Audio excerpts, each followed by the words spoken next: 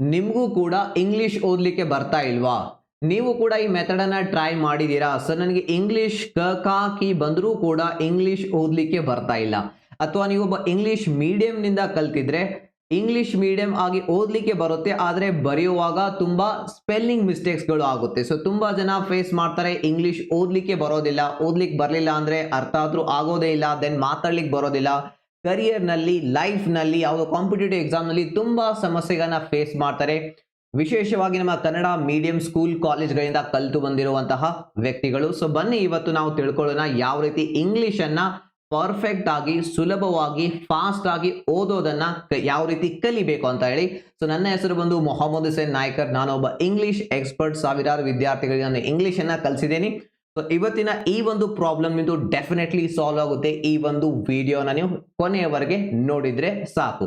ಇಲ್ಲಿ ನಾನು ನಿಮಗೆ ಮೊದಲು ತಿಳಿಸ್ತೀನಿ, 90% ವಿದ್ಯಾರ್ಥಿಗಳು ಅಥವಾ 90% ಇಂಗ್ಲಿಷ್ ಕಲಿಯುವಂತಹ ವರ್ಕಿಂಗ್ ಪ್ರೊಫೆಷನಲ್ ಟ್ರೈ ಮಾಡುವಂತಹ ರಾಂಗ್ ಮೆಥಡ್.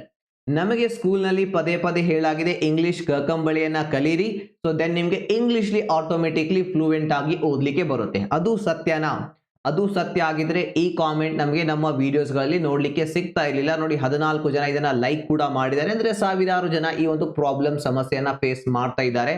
ನನಗೆ ಇಂಗ್ಲಿಷ್ ಕ ಖ ಕಿ ಬಂದ್ರೂ ಕೂಡ ಇಂಗ್ಲಿಷ್ ಓದ್ಲಿಕ್ಕೆ ಬರ್ತಾ ಇಲ್ಲ. ಸೊ ಈ ಕ ಖ ಕಿ ಕಿಯಿಂದ ಯಾವತ್ತೂ ಇಂಗ್ಲಿಷ್ ಓದ್ಲಿಕ್ಕೆ ಬರೋದಿಲ್ಲ ನಿಮ್ಗೆ.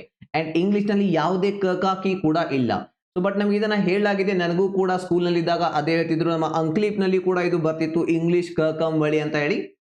ಬಟ್ ಆ ರೀತಿ ಯಾವುದೇ ಕಕಂಬಳಿ ಇಂಗ್ಲಿಷ್ ಅಲ್ಲಿ ಇಲ್ಲ. ಬಟ್ ಯಾಕೆ ಈ ಮೆಥಡ್ ವರ್ಕ್ ಆಗೋದಿಲ್ಲ ಅಥವಾ ಯಾವ ರೀತಿ ನಾವು ಸರಿಯಾದಂತಹ ಮೆಥಡ್ ನ ಮೂಲಕ ಫಾಸ್ಟ್ ಆಗಿ ಇಂಗ್ಲಿಷ್ ಓದೋದನ್ನ ಕಲಿಬೇಕು ಅದನ್ನ ಈ ವಿಡಿಯೋದಲ್ಲಿ ನೋಡ್ತಾ ಹೋಗೋಣ. ಸೊ ಫಸ್ಟ್ ಬನ್ನಿ, ನಮಗೆ ಗೊತ್ತಿದೆ ನಮ್ಮ ಕನ್ನಡ ಭಾಷೆಯಲ್ಲಿ ಕಕಂಬಳಿ ಇದೆ. ಯಾವುದೇ ವ್ಯಕ್ತಿ ಇರ್ಲಿ, ಯಾವುದೇ ಜಗತ್ತಿನ ವ್ಯಕ್ತಿ ಇರ್ಲಿ, ಅವನು ಕನ್ನಡ ಓದೋದನ್ನ ಕಲಿಬೇಕಂದ್ರೆ ಅವನಿಗೆ ಕಕಂಬಳಿ ಬಂದ್ರೆ ಸಾಕು, ಯಾವುದೇ ಪದವನ್ನ ಅವನು ಓದಬಹುದು. ಯಾಕೆ ಅಂದ್ರೆ ನಮ್ಮ ಕನ್ನಡ ಭಾಷೆಯಲ್ಲಿ ಅನ್ಕೊಳ್ಳಿ, ಕು ಅನ್ನುವಂತ ನಾವು ಈ ಒಂದು ಲೆಟರ್ ತಗೊಂಡ್ವಿ ಅಂದ್ರೆ ಇದು ಯಾವುದೇ ಶಬ್ದದಲ್ಲಿ, ಯಾವುದೇ ಪ್ಯಾರಾಗ್ರಾಫ್ ನಲ್ಲಿ, ಯಾವುದೇ ಬುಕ್ ನಲ್ಲಿ ಬರ್ಲಿ, ಅದು ಕು ಅನ್ನುವಂತಹ ಉಚ್ಚಾರ ಸೌಂಡ್ ಮಾತ್ರ ಕೊಡುತ್ತೆ. ಫಾರ್ ಎಕ್ಸಾಂಪಲ್, ಕುಡಿ ಅನ್ನುವಂತಹ ಪದದಲ್ಲಿ ಕು ಅನ್ನುವಂತಹ ಲೆಟರ್ ಇದೆ. ಸೊ ಇಲ್ಲಿ ಬನ್ನಿ, ಕುಳಿತುಕೋ, ಕು ಅನ್ನುವಂತಹ ಸೌಂಡ್ ಕೊಡುತ್ತೆ. ಕುವೆಂಪು ಇಲ್ಲಿ ಇದೆ, ಅದು ಕು ಅನ್ನುವಂತಹ ಸೌಂಡ್ ಕೊಡುತ್ತೆ. ಸೊ ಇಲ್ಲಿ ಬನ್ನಿ, ಕಾರ್, ಇದು ಕಾ ಅನ್ನುವಂತಹ ಒಂದೇ ಒಂದು ಸೌಂಡ್ ಕೊಡುತ್ತೆ. ಕಾರ್ಖಾನೆ, ಕಾದಂಬರಿ, ಯಾವುದೇ ಬುಕ್ ನಲ್ಲಿ ಬಳಸಿ, ಯಾವುದೇ ಪದದಲ್ಲಿ ಬಳಸಿ, ಅದು ಮ್ಯಾಟರ್ ಆಗೋದಿಲ್ಲ, ಬಟ್ ಸೇಮ್ ಸೌಂಡ್ ಅಲ್ಲಿ ಇರುತ್ತೆ. ಆದ್ರೆ ಇಂಗ್ಲಿಷ್ ನಲ್ಲಿ ಈ ರೀತಿ ಕಕಂಬಳಿ ಇಲ್ಲ. ಬಟ್ ನಮ್ಗೆ ಕಲಿಸಲಾಗುತ್ತೆ. ಕೆ ಎ ಅಂದ್ರೆ ಕ, ಕೆ ಡಬಲ್ ಎ ಅಂದ್ರೆ ಕ, ಕೆ ಇ ಅಂದ್ರೆ ಕೆ ಐ ಅಂದ್ರೆ ಕಿ, ಅಥವಾ ಸಮ್ಟೈಮ್ಸ್ ಕೆ ಇ ಅಂದ್ರೆ ಕೀ ಆಗುತ್ತೆ, K double E K U ಅಂದ್ರೆ ಕು ಅಂತ ಹೇಳಿ. ಬಟ್ ಬನ್ನಿ ನೋಡೋಣ, ಈ ಒಂದು ಮೆಥಡ್ ಅನ್ನ ಟೆಸ್ಟ್ ಮಾಡೋಣ. ಯಾಕಂದ್ರೆ ನಿಮ್ಮಲ್ಲಿ ಸಾವಿರಾರು ಜನ ಈ ಒಂದು ಮೆಥಡ್ ಅನ್ನ ಟ್ರೈ ಮಾಡಿರ್ತೀರಾ. ಸೊ ನಿಮ್ಗೆ ಇಂಗ್ಲಿಷ್ ಆದ್ರೂ ಕೂಡ ಓದ್ಲಿಕ್ಕೆ ಬರ್ತಾ ಇಲ್ಲ. ಸೊ ಒಂದು ಎಕ್ಸಾಂಪಲ್ ತಗೊಳ್ಳಿ, ಪಿ ಯು ಟಿ. ಇದರ ಪ್ರಕಾರ ಇದು ಏನಾಗಬೇಕು? ಕೆ ಯು ಅಂದ್ರೆ ಕು ಆಯ್ತು, ಪಿ ಯು ಅಂದ್ರೆ ಪು ಆಗ್ಬೇಕು, ಪುಟ್ ಆಯ್ತು, ಸರಿಯಾಗಿದೆ. ಇದೇ ರೀತಿ ನಾವು ಇದನ್ನ ಇಂಗ್ಲಿಷ್ ನಲ್ಲಿ ಉಚ್ಚಾರ ಕೂಡ ಮಾಡ್ತೀವಿ. ಸೊ ಇನ್ನ ಇಲ್ಲಿ ಬನ್ನಿ, ಸಿ ಯು ಟಿ. ಸೊ ಇದು ಕುಟ್ ಆಗುತ್ತಾ? ಇಲ್ಲ. ನಿಮ್ಮೆಲ್ಲರಿಗೂ ಗೊತ್ತಿದೆ ಇದು ಆಗುತ್ತೆ ಕಟ್ ಅಂತ ಹೇಳಿ. ಉ ಇದ್ರೂ ಕೂಡ ಇಲ್ಲಿ ಯು ಇದ್ರೂ ಕೂಡ ಇಲ್ಲಿ ಅ ಉಚ್ಚಾರ ಬರ್ತಾ ಇದೆ, ಇಲ್ಲಿ ಉ ಉಚ್ಚಾರ, ಉ ಸೌಂಡ್ ಬರ್ತಾ ಇದೆ. ಸೊ ಇದು ಇಂಗ್ಲಿಷ್. ಇಂಗ್ಲಿಷ್ ಅಲ್ಲಿ ಕಕಂಬಳಿ ವರ್ಕ್ ಆಗೋದಿಲ್ಲ. ಇನ್ನೊಂದೆರಡು ಎಕ್ಸಾಂಪಲ್ಸ್ ನೋಡಿ. C A R, car, A ಇದೆ, ಆನ ಸೌಂಡ್ ಬರ್ತಾ ಇದೆ, ಕಾರ್. ಸೊ ಇಲ್ಲಿ ಸಿ ಎ ಟಿ ಇದೆ, ಇದು ಕಾಟ್ ಆಗುತ್ತಾ? ಇಲ್ಲ, ಇದು ಆಗುತ್ತೆ ಕ್ಯಾಟ್. ಇಲ್ಲಿ ಎ ಇದ್ರೂ ಕೂಡ ಆ ಅನ್ನುವಂತಹ ಒಂದು ಸೌಂಡ್ ಬರ್ತಾ ಇದೆ, ಕ್ಯಾಟ್ ಆಗುತ್ತೆ, ಕಾಟ್ ಆಗೋದಿಲ್ಲ. ಇನ್ನೊಂದು ಎಕ್ಸಾಂಪಲ್ ತಗೊಳ್ಳಿ, ಎಸ್ ಐ ಟಿ ಸಿಟ್. ಇಲ್ಲಿ ಐ ಅಂದ್ರೆ ಇ ಅಂತ, ಇದು ನಮ್ಮ ಇಂಗ್ಲಿಷ್ ಕಕಂಬಳಿ ಹೇಳ್ತಾ ಇದೆ ನಮ್ಮ ಅಂಕ್ಲಿಪ್ ನಲ್ಲಿ ಇರುವಂತಹ ಇಂಗ್ಲಿಷ್ ಕಕಂಬಳಿ. ಸಿ ಐ ಟಿ ಸಿಟ್ ಆಗುತ್ತೆ. ಎಸ್ ಐ ಟಿ ಇ ಇದು ಸಿಟ್ ಆಗುತ್ತಾ? ಇಲ್ಲ, ಇದು ಸೈಟ್ ಆಗುತ್ತೆ, ವೆಬ್ಸೈಟ್ ಅದೆಲ್ಲ ನಾವು ಹೇಳ್ತೇವಲ್ಲ ಆ ರೀತಿ. Then last example, G O D ಏನಾಗುತ್ತೆ ರೀ? ಗಾಡ್ ಆಗುತ್ತೆ. ಸೊ ಇಲ್ಲಿ ಆ ಅನ್ನುವಂತಹ ಸೌಂಡ್ ಬರ್ತಾ ಇದೆ. ಸೊ ಇಲ್ಲಿ ಎಚ್ ಒ ಪಿ ಅಂದ್ರೆ ಇದು ಹಾಪ್ ಆಗುತ್ತಾ? ಇಲ್ಲ, ಇದು ಹೋಪ್ ಆಗುತ್ತೆ. ಇಲ್ಲಿ ಊ ಸೌಂಡ್ ಬರ್ತಾ ಇದೆ, ಓ ಸೌಂಡ್ ಬರ್ತಾ ಇದೆ, ಹೋಪ್ ಆಗುತ್ತೆ. ಸೊ ಓ ಇದೆ, ಬಟ್ ಡಿಫರೆಂಟ್ ಸೌಂಡ್ ಬರ್ತಾ ಇದೆ ಬೇರೆ ಬೇರೆ ಪದಗಳಲ್ಲಿ. ಇದು ಇಂಗ್ಲಿಷ್. ಸೊ ಅಂದ್ರೆ ನಿಮ್ಗೆ ಇಲ್ಲಿ ಗೊತ್ತಾಯ್ತು. ನಾನು ನಿಮ್ಗೆ ಅರ್ಥ ಮಾಡಿಸ್ಲಿಕ್ಕೆ ಪ್ರಯತ್ನ ಮಾಡಿದೆ ಸಿಂಪಲ್ ಎಕ್ಸಾಂಪಲ್ ನ ಮೂಲಕ. ಇಂಗ್ಲಿಷ್ ನಲ್ಲಿ ಕಕಂಬಳಿ ಇಲ್ಲ. ನೀವು ಕಕಂಬಳಿ ಮೂಲಕ ಇಂಗ್ಲಿಷ್ ಕಲೀಲಿಕ್ಕೆ ಪ್ರಯತ್ನ ಮಾಡ್ತಾ ಇದ್ರೆ ಯಾವತ್ತೂ ನೀವು ಇಂಗ್ಲಿಷ್ ಓದ್ಲಿಕ್ಕೆ ನಿಮಗೆ ಬರೋದಿಲ್ಲ.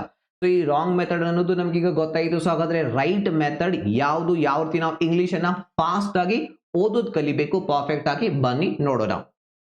ಸಿಂಪಲ್ ಅಂಡ್ ಸರಳವಾಗಿದೆ ಈ ಮೆಥಡ್. ಎಷ್ಟು ಸಿಂಪಲ್ ಆಗಿದೆ ಅಂದ್ರೆ ಇಲ್ಲಿ ನೀವು ಯಾವುದೇ ಟ್ರಿಕ್ ಅನ್ನ ಫಾಲೋ ಮಾಡಬೇಡಿ. ಇನ್ನೊಂದು ಮೆಥಡ್ ಕೂಡ ಇದೆ, ತುಂಬಾ ಜನ ರೆಕಮೆಂಡ್ ಮಾಡ್ತಾರೆ ಅಥವಾ ವಿಡಿಯೋಸ್ ಕೂಡ ನೀವು ನೋಡಿರಬಹುದು, ಟ್ರಿಕ್ಸ್ ಗಳನ್ನ ಹೇಳಿಕೊಡ್ತಾರೆ. ಸೊ ಯು ನ ನಂತರ ಟಿ ಬಂದ್ರೆ ಉ ಅಂತ ಹೇಳಿ, ದೆನ್ ಐ ನ ನಂತರ ಟಿ ಐ ಬಂದ್ರೆ ಅದನ್ನ ಐ ಅಂತ ಉಚ್ಚಾರ ಮಾಡಿ, ಓ ನ ನಂತರ ಪಿ ಇ ಬಂದ್ರೆ ಅದನ್ನ ಓ ಅಂತ ಉಚ್ಚಾರ ಮಾಡಿ.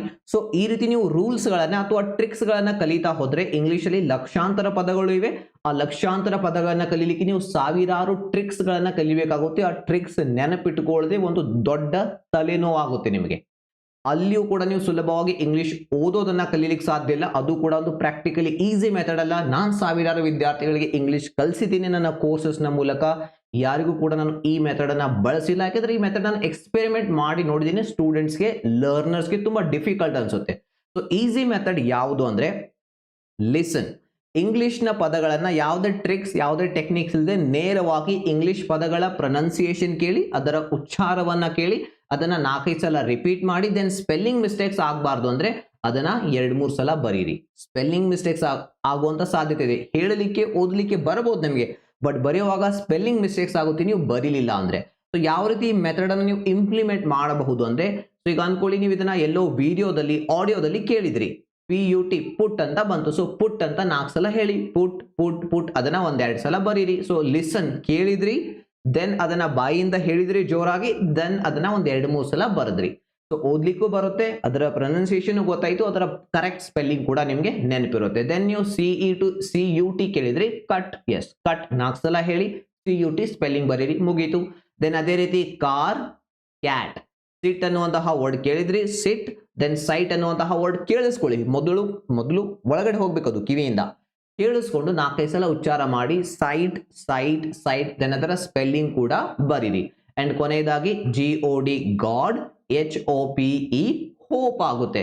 ಸೊ ಈ ರೀತಿ ಅದನ್ನ ಕೇಳೋದು, ರಿಪೀಟ್ ಮಾಡೋದು, ಬರೆಯೋದರ ಮೂಲಕ ನೀವು ಯಾವುದೇ ತಲೆನೋವು ಇಲ್ಲದೆ, ಯಾವುದೇ ಟ್ರಿಕ್ಸ್ ಇಲ್ಲದೆ, ಏನು ನೆನಪಿಟ್ಟುಕೊಳ್ಳುವಂತ ಅವಶ್ಯಕತೆ ಬೀಳೋದಿಲ್ಲ. ಜಸ್ಟ್ ಒಂದು ಹವ್ಯಾಸ ಆಗ್ತಾ ಹೋಗುತ್ತೆ. ಈ ರೀತಿ ನೀವು ಇಂಗ್ಲಿಷ್ ಅನ್ನ ರೈಟ್ ಮೆಥಡ್ ನಲ್ಲಿ ಓದೋದನ್ನ ಕಲಿತಾ ಹೋದ್ರೆ. ಸೊ ಈ ಒಂದು method and easy method, right method ನಿಮ್ಗೆ ಈಗ ಗೊತ್ತಾಯ್ತು. ನೀವನ್ನ ಫಾಸ್ಟ್ ಆಗಿ ಇಂಗ್ಲಿಷ್ ಓದೋದನ್ನ ಕಲಿಬೇಕಂದ್ರೆ ಒಂದು ಟೆಕ್ನಿಕ್ ನಾನು ನಿಮ್ಗೆ ಹೇಳ್ತಾ ಇದ್ದೀನಿ.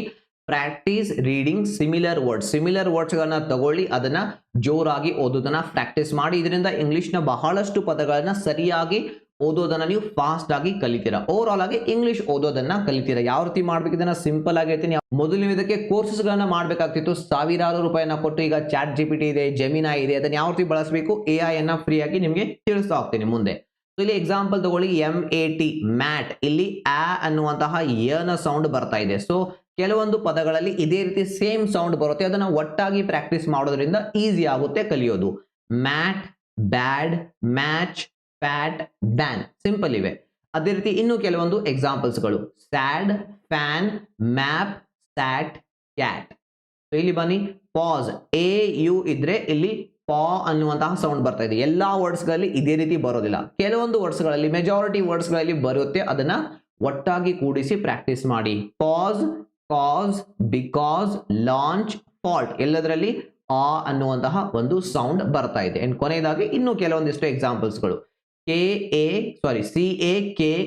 ಕೇಕ್ ಆಗುತ್ತೆ. ಇಲ್ಲಿ ಕೆ ಅನ್ನುವಂತಹ, ಎ ಅನ್ನುವಂತಹ ಒಂದು ಸೌಂಡ್ ಬರ್ತಾ ಇದೆ. Cake, take, snake, fake, shake. ಇನ್ನು ಕೆಲವೊಂದಿಷ್ಟು ಎಕ್ಸಾಂಪಲ್ಗಳು, ಮಿಸ್ಟೇಕ್, ಇಲ್ಲಿಯೂ ಕೂಡ ಎ ಅನ್ನುವಂತಹ ಸೌಂಡ್ ಬರ್ತಾ ಇದೆ. ಅವೇಕ್, ಮೇಕ್, ಬ್ರೇಕ್, ಇಲ್ಲಿ ಬ್ರೇಕ್ ಅಂದ್ರೆ ನಾವು ಬೈಕ್ ನಲ್ಲಿ, ಕಾರ್ ನಲ್ಲಿ ಬಳಸ್ತೇವಲ್ಲ ಆ ಬ್ರೇಕ್. Then lake. ಸೊ ಈ ರೀತಿ ಈ ಪದಗಳನ್ನು ನೀವು ಒಟ್ಟಾಗಿ ಸೇರಿಸಿ ಸುಲಭವಾಗಿ ಪ್ರಾಕ್ಟೀಸ್ ಮಾಡಬಹುದು. ನೆನಪಿಟ್ಟುಕೊಳ್ಳೋದು ಈಸಿ ಆಗುತ್ತೆ ಅಂಡ್ ಈಸಿಲಿ ಅಂಡ್ ಫಾಸ್ಟ್ ಆಗಿ ನೀವು ಇಂಗ್ಲಿಷ್ ಓದೋದನ್ನ ಕಲಿತೀರಾ. ಸೊ ಈಗ ನಾನು ನಿಮಗೆ ಯಾವ ರೀತಿ ಚಾಟ್ GPT ಅನ್ನ ಬಳಸಿ ಇದನ್ನ ಫಾಸ್ಟ್ ಆಗಿ ಕಲಿಬೇಕು ಅಂತ ತಿಳಿಸ್ತಾ ಹೋಗ್ತೀನಿ. ಸೊ ಫಾರ್ ಎಕ್ಸಾಂಪಲ್ ಅನ್ಕೊಳ್ಳಿ, ನೀವು ಒಂದು 2-3 ವರ್ಡ್ ತಗೊಂಡ್ರಿ, ಕೇಕ್, ಟೇಕ್, ಸ್ನೇಕ್ ಅಂತ ಹೇಳಿ 3 ಪದಗಳನ್ನ ತಗೊಂಡ್ರಿ. ಇದನ್ನ ಯಾವ ರೀತಿ ಚಾಟ್ GPT ಅಲ್ಲಿ ಹಾಕಿ, ಚಾಟ್ GPT ಗೆ ಒಂದು ಪ್ರಾಂಪ್ಟ್ ಕೊಟ್ರೆ ಅದು ನಿಮಗೆ ಈ ರೀತಿ 10-15 ವರ್ಡ್ಸ್ ಕೊಡುತ್ತೆ. ಅದನ್ನ ನೀವು ಸೇಮ್ ರೀತಿ ಪ್ರೊನೌನ್ಸ್ ಮಾಡಿ ಫಾಸ್ಟ್ ಆಗಿ ಕಲಿಬಹುದು. ಸೊ ಬನ್ನಿ ಅದನ್ನ ಟ್ರೈ ಮಾಡೋಣ. ಸೊ ಈಗ ನಾವೀಗ ಚಾಟ್ GPT ಗೆ 3 ವರ್ಡ್ಸ್ ಗಳನ್ನ ಕೊಡೋಣ. Cake, take, snake. ಇದೇ ರೀತಿ ಎ ಅನ್ನುವಂತಹ ಪ್ರೊನೌನ್ಸಿಯೇಷನ್ ಇರುವಂತಹ ಬಹಳಷ್ಟು ವರ್ಡ್ಸ್ ಗಳನ್ನ ಕೊಡಿ ಅಂತ ನಾವು ಚಾಟ್ GPT ಗೆ ಒಂದು ಪ್ರಾಂಪ್ಟ್ ಅನ್ನ ಕೊಡೋಣ. Give me more words with the same pronunciation, right. So ಈಗ ನಾವು ಇದಕ್ಕೆ ಜಸ್ಟ್ ಎಂಟರ್ ಅನ್ನ ಪ್ರೆಸ್ ಮಾಡಿ ಇದು ನಿಮಗೆ ಕೊಡುತ್ತೆ ಸೇಮ್ ವರ್ಡ್ಸ್ ಗಳನ್ನ ನೋಡಿ. ಬೇಕ್ ಎ ಅನ್ನುವಂತಹ ಉಚ್ಚಾರ ಇದೆ, fake, make, rake, wake, lake, shake, stake, quake, break. ನೋಡಿ ಇಷ್ಟು ವರ್ಡ್ಸ್ ಗಳನ್ನ ಕೊಡ್ತಾ ಇದೆ. ನೀವು ಇದು ಇನ್ನೂ ಹೆಚ್ಚಿನ ವರ್ಡ್ಸ್ ಕೊಡಿ ಅಂತ ಹೇಳಿದ್ರೆ ಇನ್ನೂ ಹೆಚ್ಚಿನ ವರ್ಡ್ಸ್ ಕೂಡ ಇದು ನಿಮಗೆ ಕೊಡುತ್ತೆ. ಇಲ್ಲಿ ನೀವು ಇದನ್ನ ಒಂದ್ಸಲ ಕೇಳಬಹುದು ಕೂಡ, ಇಲ್ಲಿ ನಿಮ್ಗೆ ಅದು ಓದಿ ಕೂಡ ತೋರಿಸುತ್ತೆ. ನೋಡಿ ಯಾವ ರೀತಿ ಹೇಳುತ್ತೆ ಅಂತ ಹೇಳಿ. Here are more words with ake sounds. Yes, ಈ ರೀತಿ ನೀವು ಇದನ್ನ ಒಂದು ಸಲ ಕೇಳಿ ಏನ್ ಮಾಡಬಹುದು, ಅದನ್ನ ರಿಪೀಟ್ ಕೂಡ ಮಾಡಿ, ಅಂದ್ರೆ ಇನ್ನೂ ಫಾಸ್ಟ್ ಆಗಿ ನೀವು ಇಂಗ್ಲಿಷ್ ಓದೋದನ್ನ ಕಲಿತೀರಾ. ಸೊ ಇದು ಇಂಗ್ಲಿಷ್ ಅನ್ನ ಫಾಸ್ಟ್ ಆಗಿ ಓದುವುದನ್ನ ಕಲಿಯುವಂತಹ ರೈಟ್ ಮೆಥಡ್. ಸೊ ಕ್ವಿಕ್ ಆಗಿ ಒಂದ್ಸಲ ಇದನ್ನ ಸಮರೈಸ್ ಮಾಡೋದಾದ್ರೆ ಈ ಒಂದು ಮೆಥಡ್ ಅನ್ನ ಫಾಲೋ ಮಾಡಿ. Listen, repeat, right. ಸೊ ನೀವು ಇದಕ್ಕೇನು ಎಕ್ಸ್ಟ್ರಾ ಟೈಮ್ ಕೊಡುವಂತ ಅವಶ್ಯಕತೆ ಇಲ್ಲ. ನೀವು ಯೂಟ್ಯೂಬ್ ನಲ್ಲಿ ವಿಡಿಯೋಸ್ ನೋಡ್ತಾ ಇರ್ತೀರಿ, ಇಂಗ್ಲಿಷ್ ವಿಡಿಯೋಸ್ಗಳನ್ನ, ಅದನ್ನ ಕೇಳಿ ರಿಪೀಟ್ ಮಾಡಿ ಅದನ್ನ ಬರೀರಿ.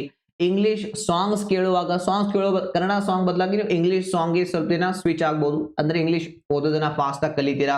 ಯಾರೋ ಇಂಗ್ಲಿಷ್ ಮಾತಾಡೋದನ್ನ ಯೂಟ್ಯೂಬ್ ನಲ್ಲಿ ಇಂಗ್ಲಿಷ್ ನ ಪೋಡ್ಕಾಸ್ಟ್ ನೋಡುವಾಗ ಅವ್ರು ಯಾವ ರೀತಿ ಪದಗಳನ್ನ ಉಚ್ಚಾರ ಮಾಡ್ತಾ ಇದ್ದಾರೆ ಅದನ್ನ ನೋಡಿ ಆಸ್ ಇಟ್ ಈಸ್ ಆ ರೀತಿ ಹೇಳುವಂತಹ ಪ್ರಯತ್ನ ಮಾಡಿ. ತುಂಬಾ ಫಾಸ್ಟ್ ಆಗಿ ನೀವು ಇಂಗ್ಲಿಷ್ ಅನ್ನ ಓದೋದನ್ನ ಸುಲಭವಾಗಿ ಕಲಿತೀರಾ. ಸೊ ವಿಡಿಯೋ ನಿಮಗೆ ಇಷ್ಟ ಆಗಿದೆ ಅಂತ ಅನ್ಕೋತೀನಿ. ಈ ಒಂದು ಟೆಕ್ನಿಕ್ ಅನ್ನ ಫಾಲೋ ಮಾಡಿ, ಇಂಪ್ಲಿಮೆಂಟ್ ಮಾಡಿ, ಡೆಫಿನೆಟ್ಲಿ ಇಂಗ್ಲಿಷ್ ಓದೋದನ್ನ ನೀವು ಕಲಿತೀರಾ. ವಿಡಿಯೋ ಕೊನೆವರೆಗೆ ನೋಡಿದ್ದಕ್ಕಾಗಿ ತುಂಬಾ ಧನ್ಯವಾದಗಳು. Thank you very much. ಮತ್ತೆ ಸಿಗೋಣ ನೆಕ್ಸ್ಟ್ ವಿಡಿಯೋದಲ್ಲಿ. ಅಲ್ಲಿವರೆಗೆ ಇಂಗ್ಲಿಷ್ ಕಲಿತಾ ಇರಿ ಅಂಡ್ ನಿಮ್ಮ ಇಂಗ್ಲಿಷ್ ಅನ್ನ ಇಂಪ್ರೂವ್ ಮಾಡ್ಕೋತಾ ಇರಿ. Thank you once again. I will see you in the next video.